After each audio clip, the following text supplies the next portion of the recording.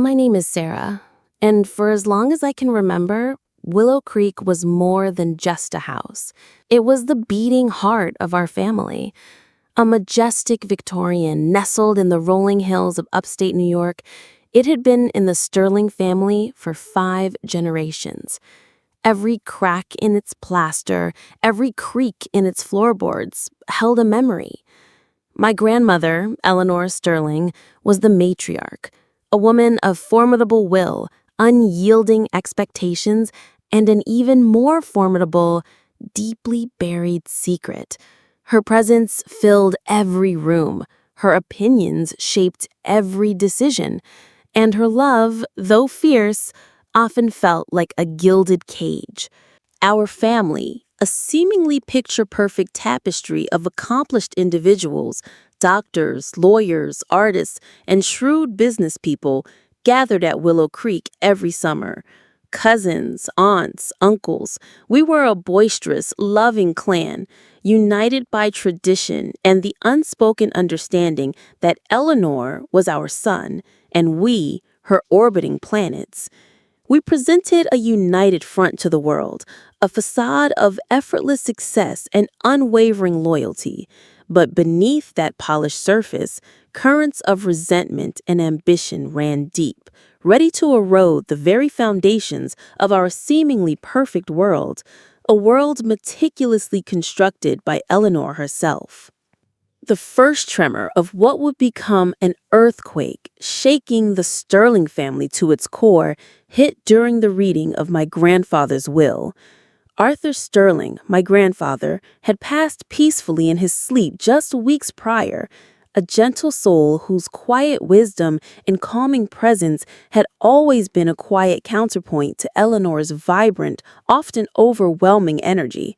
He was the silent glue that held us together, and his absence was already keenly felt.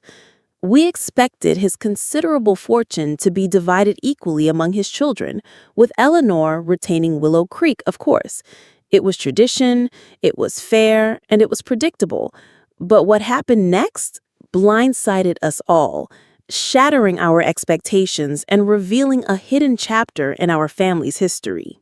Instead of the usual formalities, the lawyer, a dry, humorless man named Mr. Henderson, cleared his throat and began to read from a codicil.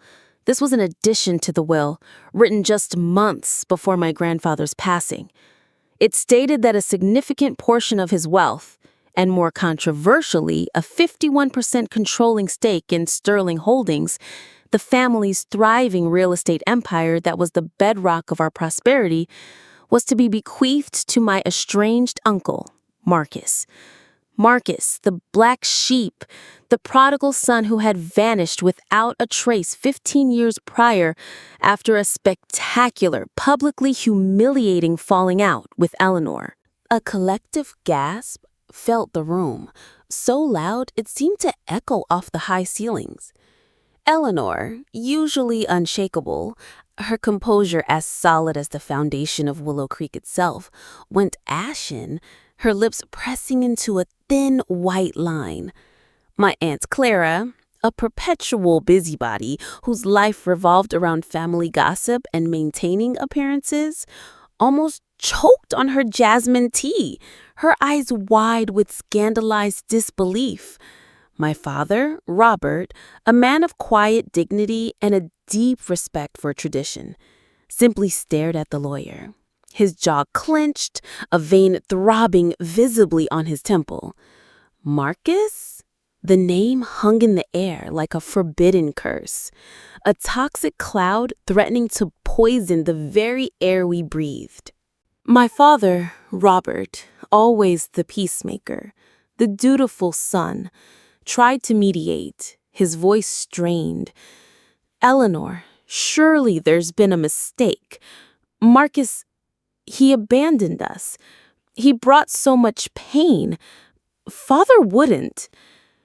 Eleanor, recovering her composure with a terrifying swiftness, her eyes now like chips of ice, cut him off mid-sentence. There are no mistakes in your father's will, Robert. Only consequences. consequences for choices made and for duties unfulfilled. Her eyes, usually piercing, now held a cold, unwavering fury that promised retribution. The silence that followed was deafening, suffocating. It was then, in that moment of shattered illusion, that I truly understood the depth of the rift, the unspoken history, the festering wounds that had simmered beneath the polished surface of our seemingly perfect family for far too long. This wasn't just about an inheritance. It was about ancient grudges, fractured loyalties, and a betrayal that ran deeper than any of us had imagined. The week that followed was a dizzying whirlwind of hushed conversations, angry phone calls made behind closed doors, and desperate, frantic attempts to track down Marcus. No one had heard from him in years. Not a single postcard, not a single call. Some whispered he was dead, lost to the world.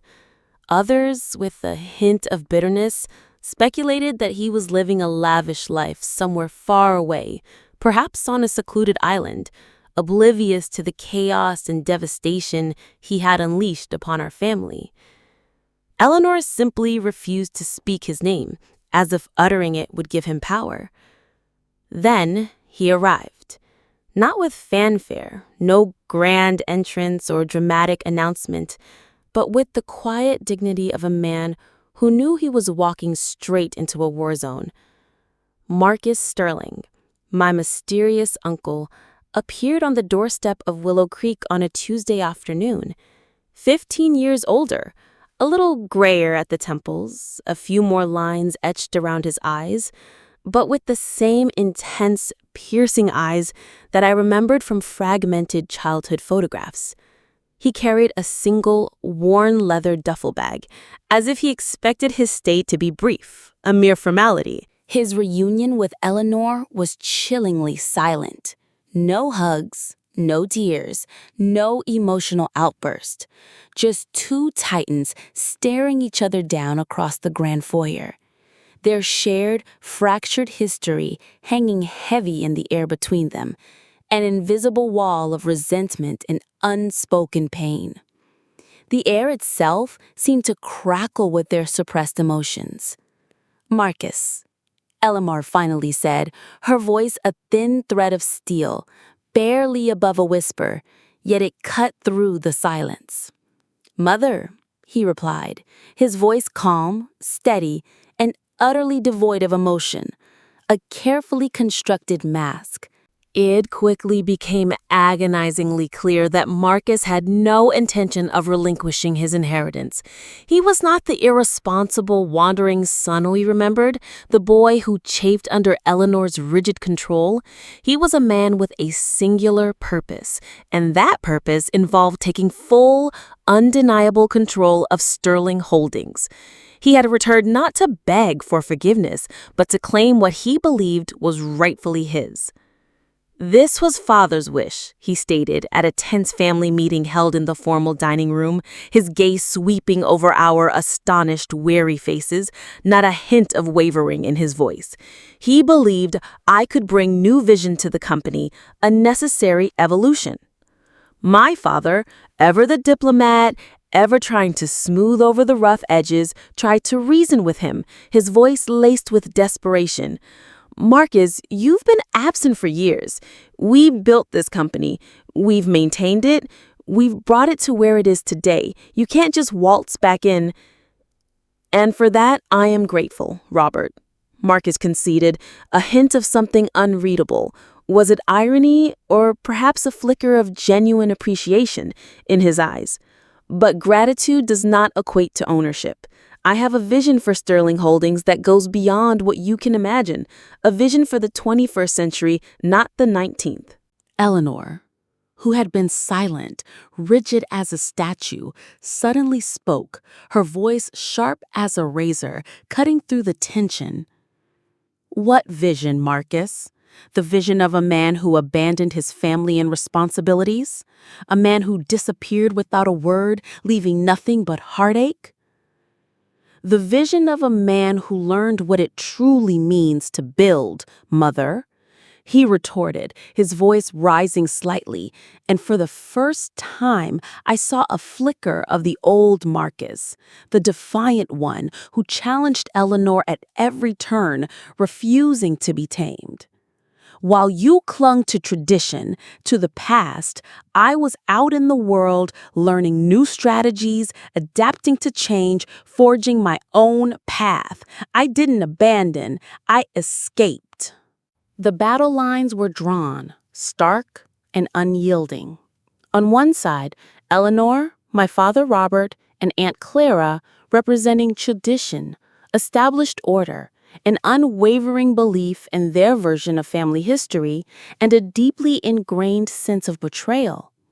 They saw Marcus as a threat to their stability, a renegade who needed to be put back in his place. On the other, Marcus, armed with his grandfather's meticulously worded will and an enigmatic past, ready to disrupt everything, to challenge every assumption. He was the outsider, the disruptor, and he clearly reveled in that role. My own position was complicated, torn between loyalties. I loved my family, of course, but I also felt a strange, inexplicable pull towards Marcus. He wasn't the monster Eleanor had painted him to be, not the careless, destructive force. There was a quiet strength about him, a hint of profound sorrow in his eyes that spoke of a deeper, untold story, a weight he carried. I found myself observing him constantly, trying to piece together the fractured puzzle of his long absence, sensing there was more to his story than the family narrative allowed. The tension in Willow Creek became a palpable entity, a heavy shroud that settled over every room. Every meal was a minefield of polite but pointed remarks, veiled accusations, and thinly disguised insults. Every conversation felt like a meticulously planned chess match, with family members constantly calculating their next move. My Aunt Clara, a self-proclaimed guardian of family honor and a master of passive aggression, began to actively spread whispers about Marcus's past. Hints of disastrous financial troubles, multiple failed ventures, even a rumored criminal association in a foreign land.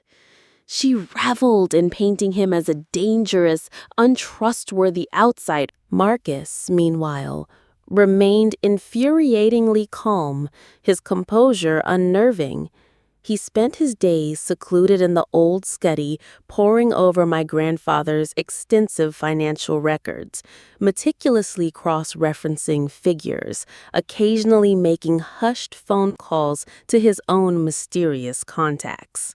He never rose to the bait, never reacted to the thinly veiled accusations or the open hostility. This quiet defiance, this impenetrable calm, only fueled Eleanor's simmering rage and Aunt Clara's malicious gossip. They saw it as further proof of his manipulative nature. One evening, unable to sleep, I crept downstairs and overheard Eleanor and my father arguing in the drawing room. Their voices were low, but the anguish in Eleanor's tone was unmistakable. "He's destroying everything Father built, Robert." Eleanor's voice, usually so controlled and imperious, was now laced with raw desperation, on the verge of cracking. "He wants to dismantle the company, sell off our heritage, everything we stand for. He'll ruin us all." "Eleanor, we don't know that for sure," my father reasoned, sounding utterly weary, burdened by the weight of their long-standing conflict. "He hasn't made any drastic moves yet. Perhaps we should try to understand his plans, rather than assuming the worst." "He will," she hissed, her voice filled with venom. "He's always been a destructive force, a blight on this family. He will only bring ruin, just like he almost did before." Her last words, just like he almost did before, lingered in the air, a cryptic accusation. I knew, with the certainty that chilled me to the bone, that there was more to their history than I was being told. The family lore about Marcus was always vague, a collection of thinly veiled hints and dark insinuations, never concrete facts, never a clear explanation. It was a narrative carefully constructed to obscure a deeper, uglier truth. I decided then and there that I would find out the truth, whatever the cost. My search began in the vast, dusty archives of Willow Creek.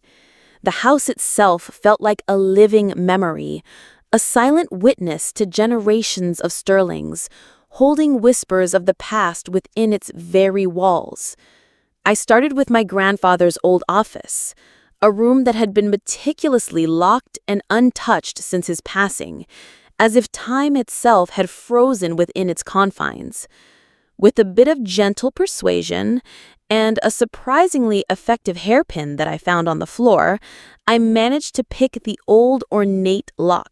Inside, it was a treasure trove of the past, a chaotic symphony of forgotten memories, ancient ledgers filled with a neat script, bundles of old letters tied with faded ribbons, sepia-tone photographs capturing faces from another era. And then I found it. A cleverly hidden compartment in the back of a large, deep drawer, camouflaged perfectly within the aged wood. And inside, nestled among dried rose petals, was a small, leather-bound journal. It wasn't my grandfather's, as I had initially hoped, but Eleanor's. Her private thoughts, her true feelings, the raw, unfiltered emotions she kept hidden from the world. I knew, with the jolt of moral conflict, that I shouldn't read it, that it was a profound invasion of privacy, but the pull of the untold story, the desperate need for the truth was irresistible. My fingers trembled as I opened it. The first few entries were about her courtship with my grandfather, sweet and innocent, filled with the youthful idealism of a bygone era. But then, abruptly, the tone shifted. Entries about Marcus's childhood began, not as the troublesome, rebellious child my grandmother always portrayed, but as a bright, incredibly sensitive, and deeply intelligent boy, constantly seeking his formidable mother's approval, always overshadowed by my father, Robert, who was undeniably Eleanor's golden child, her perfect heir. The favoritism was stark, painful to read. Then came the entry that made my blood run cold, chilling me to the bone. It was dated 15 years ago, just weeks before Marcus disappeared. Eleanor had discovered Marcus's audacious plans to invest heavily in a new, unproven technology company, a risky, cutting-edge venture that flew in the face of the Sterling family's conservative, old-money investment strategies. A massive, screaming argument had ensued, one that Eleanor recounted with chilling detail, describing Marcus's defiance, his refusal to back down. And then, in a fit of uncontrollable rage and a desperate attempt to protect what she believed was the family's honor, she had publicly disinherited him, declaring him a disgrace to the Sterling name, a destructive force. But there was more. She had also written about something else, something she had done to deliberately sabotage Marcus's venture. A desperate, misguided attempt to keep him from losing everything, to force him back into the family fold, even if it meant destroying his trust and his dreams. The details were vague, shrouded in her convoluted justifications, but the implication was devastatingly clear. Eleanor had directly interfered with his business, not to maliciously hurt him, but out of a misguided, controlling attempt to protect him, to force him back into the traditional path she had envisioned for him. It was an act of profound, twisted love. I felt a surge of conflicting, powerful emotions. Anger at Eleanor's manipulative control, her willingness to sacrifice trust for perceived safety, but also a sliver of profound pity for her desperate, misguided love, a love so fierce it became destructive. And then a powerful realization hit me, like a lightning bolt. Marcus's grandfather, my grandfather Arthur, must have known. He must have known about Eleanor's actions, about her subtle sabotage, about the painful truth. And perhaps that was why he left Marcus such a significant inheritance, not out of spite for Eleanor, not to cause further division, but as an act of reparation, a quiet apology for a profound wrong that had never been righted, a final attempt to mend a broken family from beyond the grave. I confronted Marcus that evening, the journal clutched tightly in my hand. He was, as usual, in the library, surrounded by the quiet comfort of books, meticulously examining an old Sterling family ledger. I held up the journal, its worn cover a symbol of the secrets it held. "I found this," I said, my voice trembling slightly, charged with emotion. "I know why you really left. I know what grandmother did." He looked at the journal, then slowly at me, his face utterly unreadable, a carefully constructed mask of composure. "You read Mother's journal, Sarah?" His voice was calm, almost too calm. "Yes," I admitted, meeting his gaze directly, refusing to back down. "Every word. She interfered with your investment. She sabotaged your company. She called you a disgrace." He closed his eyes for a long moment, a visible wave of profound exhaustion and deep-seated pain passing over his features, momentarily stripping away his calm facade. "She thought she was protecting me," he finally said, his voice raspy. "She always saw my ambition as recklessness, a threat to the Sterling name, a deviation from her path." "And grandfather?" I pressed, needing to confirm my theory, needing to understand the full scope of the deception. Did he know the truth? About her actions? About your venture? Marcus finally met my gaze directly, his eyes holding a deep, ancient sorrow. He did. He was the only one who truly understood. He tried to mediate, to reason with her, but Mother was unyielding, convinced she was right. He always regretted how things ended between us, how I was forced to leave. He saw how it broke me. He wanted to make it right, to right a terrible wrong before he passed. That's why he changed his will, Sarah. It was his final act of love and justice. The final, crucial pieces of the puzzle clicked into place, forming a complete, devastating picture. The inheritance, the legacy, wasn't just about money or control. It was about reconciliation, about a quiet, powerful act of justice and profound apology from beyond the grave. It was Arthur Sterling's final, desperate attempt to heal his broken family.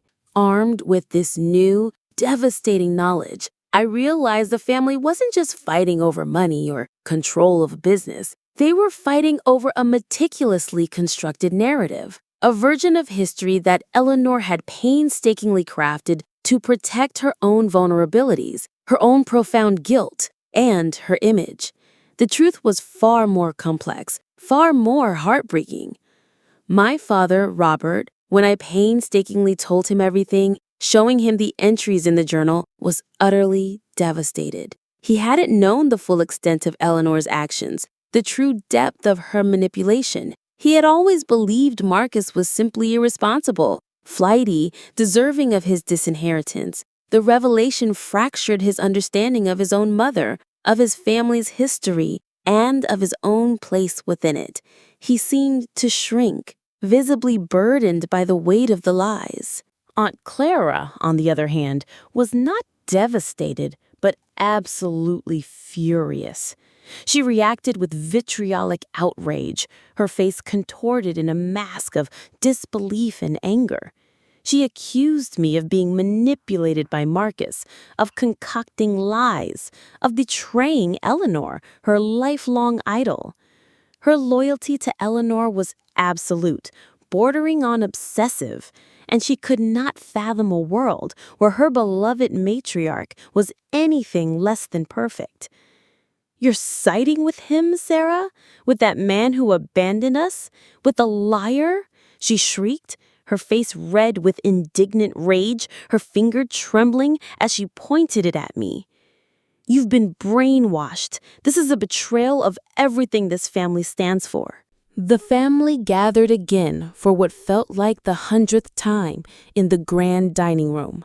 But this time, the atmosphere was not just tense. It was thick with a palpable sense of impending doom, of a final reckoning. I knew, deep in my gut, that I had to reveal the full truth, no matter how painful, even if it shattered everything, if it broke the family irrevocably. I walked to the head of the dining table, the worn, leather-bound journal clutched in my trembling hands, a silent witness to a buried past. Eleanor, seated at the opposite end of the table, saw the journal in my hands and turned ghostly pale, as if she had seen a ghost. Her eyes widened in alarm, a flicker of panic in their depths. "Sarah, what are you doing?" she whispered, her voice laced with desperate panic, almost a plea. "Put that away, now!" "I'm telling the truth, grandmother," I said, my voice steady despite my hands trembling. "The real truth, the one you tried to bury." I opened the journal and began to read excerpts, my voice clear and unwavering, reading the parts about Marcus's sensitive childhood, her deep-seated fear for his unconventional path, and finally, her stark, chilling admission of sabotaging his venture. The room erupted. Whispers turned into furious shouts. Accusations flew across the table. Eleanor sat motionless, rigid in her chair, her eyes fixed on me, a profound mixture of agonizing pain, stunned disbelief, and a dawning, terrible resignation on her face, as if the weight of her life's carefully constructed lies had finally come crashing down. My father was devastated by the raw truth, but also, I think, profoundly relieved to finally understand the full, painful history that had overshadowed their family for so long. Aunt Clara was utterly outraged, calling me a liar, a traitor. But even her fanatical conviction began to waver, her voice losing its certainty as I continued to read Eleanor's own words, undeniable and damning. Marcus, surprisingly, remained utterly silent through it all. He simply watched Eleanor, a quiet, almost heartbreaking sorrow in his eyes, devoid of any triumph or gloating. It was as if he was watching a final act of a very long, painful play, the truth finally laid bare. When I finished, closing the journal with a soft thud, the silence in the room was heavier than before, suffocatingly dense, filled with the collective weight of shattered illusions, broken trust, and decades of unspoken pain. "It's true," Eleanor finally said, her voice barely a whisper, broken, raw, her eyes still closed, one hand pressed to her forehead as if to stave off a crushing headache. "I did it. I was afraid for him. I thought I was saving him. I thought I was protecting the family." The admission hung in the air, a raw, undeniable truth that finally pierced through the layers of deceit. It didn't magically solve everything, of course, but it shattered the false narrative that had governed our family for so long, the one that had caused so much silent suffering. The immediate aftermath was messy, chaotic, and emotionally exhausting. Eleanor retreated into herself, her formidable spirit momentarily broken, her public facade crumbling. And Claire was in a state of indignant shock, cycling between anger and disbelief, unable to reconcile the image of her perfect matriarch with the woman revealed in the journal. My father tried, with quiet determination, to pick up the pieces, mediating between his shattered mother and his enigmatic brother. Marcus, unexpectedly, didn't press his advantage. He could have demanded immediate control of Sterling Holdings, could have gloated, could have exacted his revenge. Instead, he approached Eleanor quietly later that evening, as she sat alone in the drawing room, gazing blankly into the fireplace. "Mother," he said, his voice soft, gentle, almost compassionate, "I understand now. I understand your fear, your desperation, your misguided attempts to control. But you should have trusted me. You should have believed in me." It was a small step, a tentative olive branch extended after 15 years of silence and pain. But it was a crucial beginning. Over the next few months, a fragile, evolving truce began to form within the Sterling family. Marcus, rather than dismantling Sterling Holdings as Eleanor had feared, began to implement his vision. A bold blend of honoring tradition with innovative new ventures, embracing technology and modern strategies. He brought new life, prosperity, and a renewed sense of purpose to the company. He proved to be not just a shrewd businessman, but also, surprisingly, a fair and compassionate leader, earning the respect of even the most skeptical family members. Eleanor slowly, painstakingly, began to heal. She still held her pride, her deep-seated stubbornness, but the public revelation had stripped away some of her rigid control and her need for a perfect facade. She even occasionally offered Marcus advice, a silent acknowledgement of his capabilities, a hesitant step toward accepting his vision. My father and Marcus started to build a new relationship, one based on mutual respect, understanding, and a shared commitment to the family's future, rather than being overshadowed by the painful shadows of the past. And I, Sarah, found my place not as a mere mediator, but as a keeper of the true story, a quiet witness to the complex, messy, but ultimately resilient tapestry of our family. Willow Creek remains our family home, but it's no longer haunted by unspoken secrets or suffocating lies. It's a place where history is acknowledged, where mistakes are faced, where forgiveness, though difficult, is possible, and where new beginnings are not just embraced, but actively built. The unseen battle for Willow Creek wasn't won by a single victor, but by the slow, painful, yet ultimately redemptive process of truth and reconciliation, proving that even the most fractured families can find their way back to a place of understanding. And that, my friends, is a drama far more profound, more enduring, and more inspiring than any fiction.